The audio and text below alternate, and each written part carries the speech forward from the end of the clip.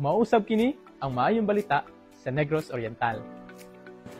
Sa kadagatan sa Bindoy sa probinsya sa Negros Oriental, nahimutang ang Mantalip Reef.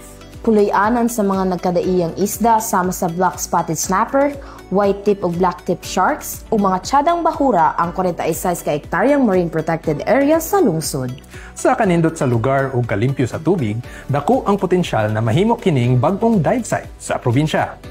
Aron maandam ang lugar sa pagbukas sa turismo, nagbutang og mga buya ang kagamhanan sa lungsod sa palibot sa bahura. So ang purpose namo sa buya is zoning siya kung asa pwede mo baat or mo anchor ang mga boats.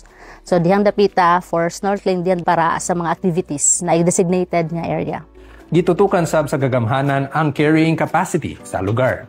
Based sa amo ang municipal ordinance, na ami gilimit ana nga visitors nga pwede lang, so 20 ka buok visitors nga kaya namong accommodate sa snorkeling, at the same time 20 ka persons for diving.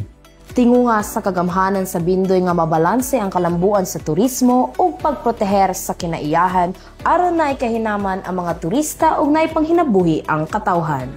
Gikan sa Negros Oriental, kini si Dominic Derecho. O kini si Din Salciano sa PIA alang sa MBCV.